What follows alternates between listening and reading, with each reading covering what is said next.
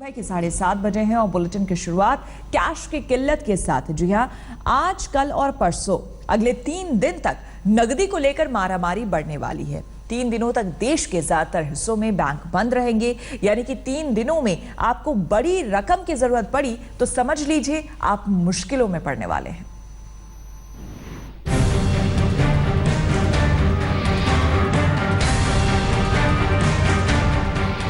Crisis की situation है और पता नहीं गवर्नमेंट क्या कर रही है। मुझे पता है एटीएम कल के बाद से एटीएम भी काम करना बंद कर देगी।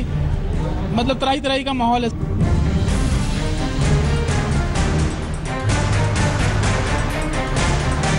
परसों जब तक गए जब तक खत्म हो गया है। ये कहाँ की तरीका है इनका। हम लोग 7 बजे से चिकनगुनिया हो रखा है, खड़ा नहीं रहा जा रहा, कैसे करें। बैंक बंद, एटीएम पर डबल आफत।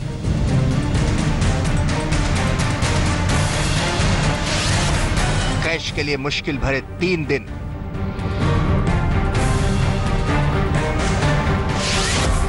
बैंक छुट्टी में कैश की मारामारी। यह हाल शुक्रवार देर रात का है।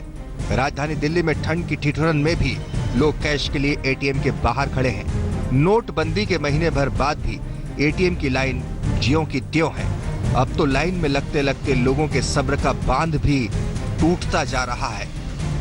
आधी रात से ज्यादा का वक्त बीत चुका है और इस वक्त हम दिल्ली के दिल कनॉट प्लेस के एक एटीएम, स्टेट बैंक के एटीएम के बाहर इस वक्त खड़े हुए हैं और आप देख सकते हैं कि ठंड होने के बावजूद, कोहरा होने के बावजूद यहाँ एटीएम के बाहर लोग लाइन लगाकर खड़े हैं, इंतजार में खड़े हैं कि कब उनका नंबर आएगा और कब वो एटीएम से पैसा निकालेंगे। लेकिन एक बुरी खबर इन लोगों के लिए है क्योंकि अगले 3 दिन यानी शनिवार, इतवार और सोमवार को 3 दिन जो बैंक हैं वो बंद रहेंगे और अब जो खर्चे के लिए सारा दारोमदार अब एटीएम्स के ऊपर होगा। एटीएम से लोग पैसा निकाल सकते हैं अपना खर्चा चलाने के लिए क्योंकि अगले 3 दिन जो बैंक हैं वो बंद रहेंगे। शनिवार रविवार के साथ साथ इस बार सोमवार को भी मिलाद उन नबी की छुट्टी है। लगातार 3 दिन बैंक के शटर डाउन रहेंगे। ऐसे में कैश के लिए सिर्फ और सिर्फ एटीएम का ही सहारा है। अब सोचिए छुट्टियों में जब लोग एटीएम का रुख करेंगे तो क्या होगा।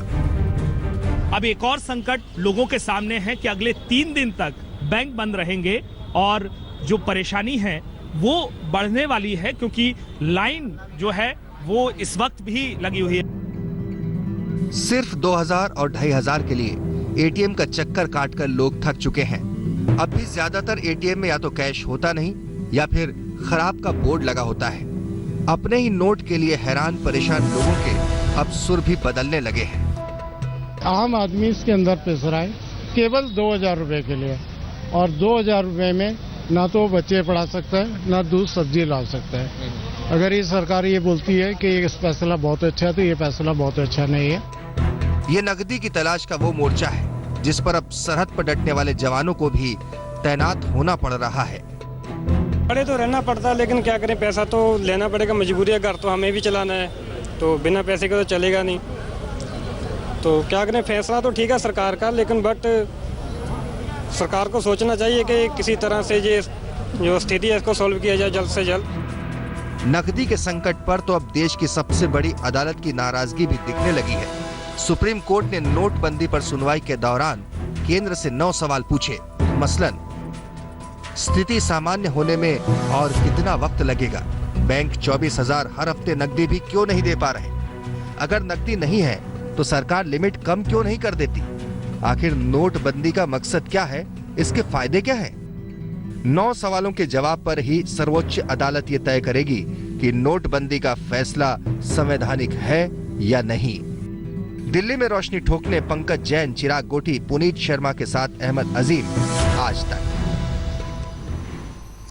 एक और देश सिर्फ 2000 के लिए लाइन में खड़ा है, वहीं दूसरी ओर काला धन के कुबेर नोटों का जखीरा लिए मुंह चिढ़ा रहे हैं। अब सवाल उठ रहे हैं कि आखिर कुछ धन्ना सेठों के पास 2-2 हजार के इतने सारे नए नोट आए तो कैसे? क्या ये बैंकों की मिली भगत के बिना संभव है?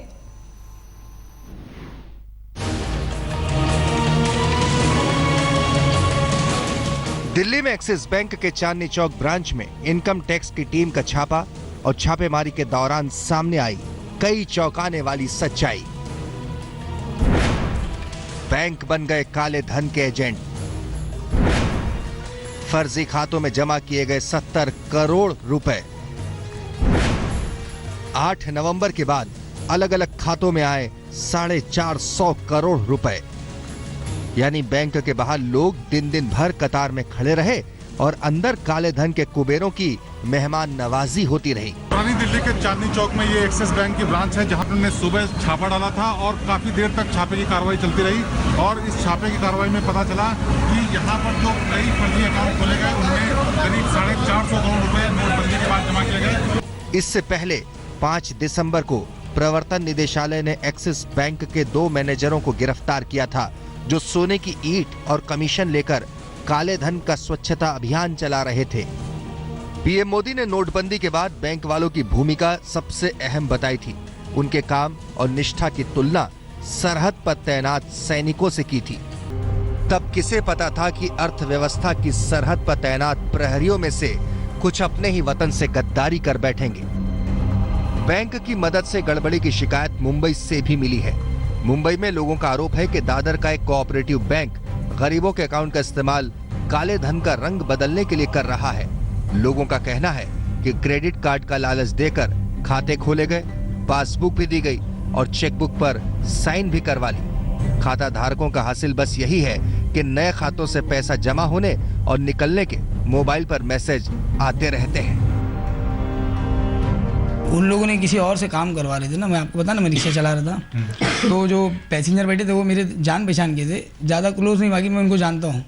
तो उनके साथ वो वक्त में चले गया रिक्शा खड़ी करके, उधर जाके जानकारी किया, देखा उन लोगों ने अकाउंट भी खुलाए, मैंने भी मेरा डॉक्यूमेंट दिया उधर पे और खुलाया अकाउंट। तो उसके बाद ये अकाउंट की जब लोचा चालू हो गया। कॉलेज के स्टूडेंट्स हैं, इनके अकाउंट्स कोई और दूसरे बैंक में नहीं है, इनको इस चीज़ की नॉलेज नहीं है। और काफ़ी इसमें बच्चे हैं जिनको तो पढ़े लिखे भी नहीं, जो रिक्शा चालक के और कुछ हैंडीकैप से, इनको इस तरीके के लोगों को ले जाके अकाउंट एक ही दिन में 15 अकाउंट खुलवा दिया। और 4 दिन के बाद उनके अकाउंट में कभी 60,000 आ रहे, 20,000 जा रहे, 16,000 जा रहे, फिर 50,000 आ रहे। इस बैंक में, इस बैंक की जो ब्रांच है शामराव विठलराव बैंक में के कुछ एम्प्लॉइज लोगों के साथ में फ्रॉड कर रहे हैं। बैंक का योगदान संगरूर में भी सामने आया, जहां जनधन अकाउंट के गरीब खाता धारक पासबुक में हजारों की एंट्री छपी देख रहे थे और हाथ कुछ भी नहीं लगा। लोगों का कहना था कि मोदी स्कीम के तहत खाते में पैसा आने की बात कहकर उनसे किसी फॉर्म पर अंगूठा लगवा लिया गया था। जनधन अकाउंट वाले ये मजदूर बैंक में पैसा ना तो जमा कराने आए थे और ना ही निकालने। बैंक की सूझबूझ से दोनों काम उनके आए बिना ही संपन्न हो गया। लाइन में लगने की जरूरत ही नहीं पड़ी। बैंक में काम बढ़ गया है, बैंक की जिम्मेदारियां बढ़ गई हैं और बैंक के हजारों कर्मचारी दिन रात काम में जुटे हैं। लेकिन सच ये भी है, आरबीआई और सरकार के इस दावे के बावजूद कि करेंसी की कमी नहीं है, एटीएम मशीन तक जरूरत के मुताबिक कैश नहीं पहुंच पा रहा, तो जिम्मेदारी किसकी है? मुंबई से एजाज खान के साथ शिवेंद्र श्रीवास्तव, दिल्ली आज तक। अगर आप पुराने नोटों से रेल टिकट, बस टिकट और मेट्रो टिकट लेने का सोच रहे हैं तो भूल जाइए। अब 500 के पुराने नोटों से आप ये टिकट नहीं ले पाएंगे। आधी रात से ही इस पर रोक लग गई है, लेकिन परेशान भी मत होइए। 15 दिसंबर तक 15 जगहों पर 500 के नोट चलेंगे। 8 नवंबर 2016 की रात्रि को 12 बजे से वर्तमान में जारी 500 रुपए और 1000 रुपए के करेंसी नोट लीगल टेंडर नहीं रहेंगे।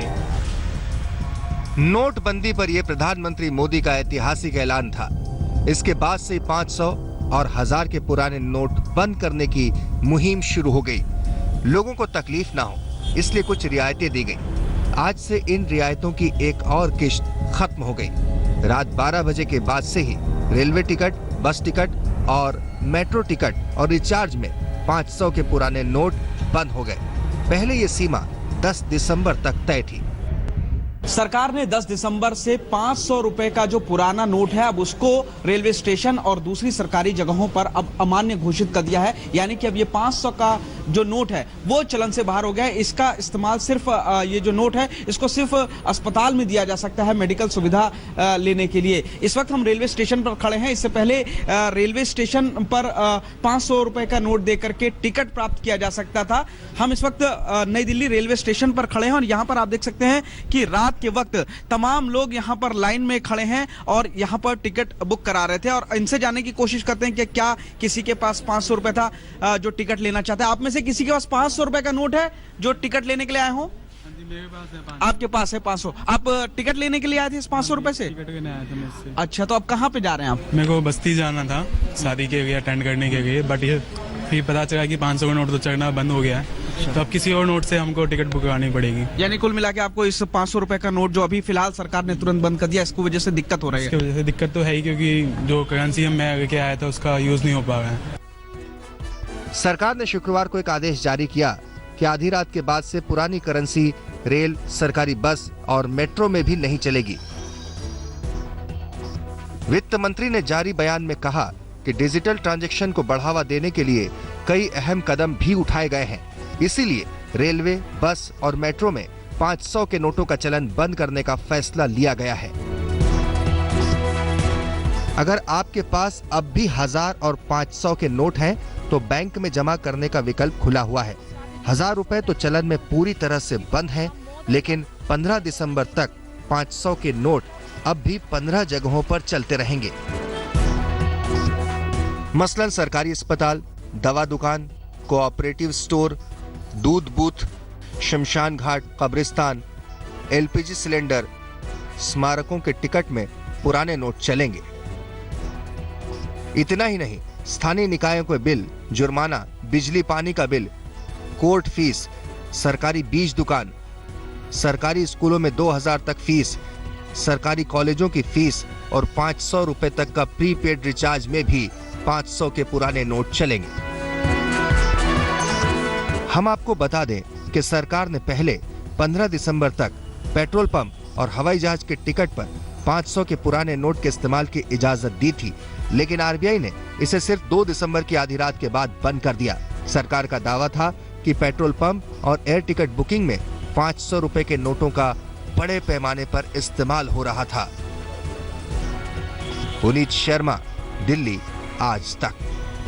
और अब नोट से जुड़ी एक और खबर। मोदी सरकार अब प्लास्टिक के नोट छापेगी। इस बात का ऐलान वित्त राज्य मंत्री अर्जुन राम मेघवाल ने किया है। मेघवाल ने कल संसद में बताया कि सरकार ने प्लास्टिक करेंसी नोट छापने की तैयारी शुरू कर दी है। इसके लिए जरूरी कच्चे माल की खरीदारी भी शुरू हो चुकी है। रिजर्व बैंक ने प्लास्टिक करेंसी नोट के ट्रायल लॉन्च की योजना भी बना ली है। शुरुआत में 10 रुपए वाले 1 अरब प्लास्टिक नोट छापे जाएंगे। इन नोटों को ट्रायल के तौर पर कोच्चि, मैसूर, जयपुर, शिमला और भुवनेश्वर में चलाया जाएगा। इसके बाद चरणबद्ध तरीके से पूरे देश में प्लास्टिक करेंसी नोट चलाए जाएंगे। और हम आपको बता दें कि प्लास्टिक नोटों की नकल करना मुश्किल होता है। इतना ही नहीं, प्लास्टिक नोटों की औसत उम्र 5 साल होती है, जो कि कागज के नोटों से दुगनी होती है। वैसे आपको बता दें कि भारत में भले ही अभी प्लास्टिक नोट चलाने की योजना बनाई जा रही हो, लेकिन 1996 में ऑस्ट्रेलिया प्लास्टिक करेंसी नोट चलाने वाला पहला देश बना था। साल 1996 में ही ब्रुनेई ने 1, 5 और 10 के नोट जारी किए। 2007 में ब्रुनेई पूरी तरह से प्लास्टिक नोट वाला देश बन गया। पापुआ न्यू गिनी में भी 2008 से पूरी तरह प्लास्टिक नोट ही चलन में है। रोमानिया पहला यूरोपियन देश है जहां 2001 में पूरी तरह प्लास्टिक के नोट चलने लगे। न्यूजीलैंड में पहली बार 1999 में प्लास्टिक नोट छपे। अब न्यूजीलैंड में सिर्फ प्लास्टिक नोट ही छपते हैं। वियतनाम में पहली बार 2003 में प्लास्टिक नोट छापे और 2006 में वियतनाम पूरी तरह प्लास्टिक नोट वाला देश बन गया। हम रुकेंगे एक और छोटे से ब्रेक के लिए। बने रहे हमारे साथ, देखते रहिए आज तक।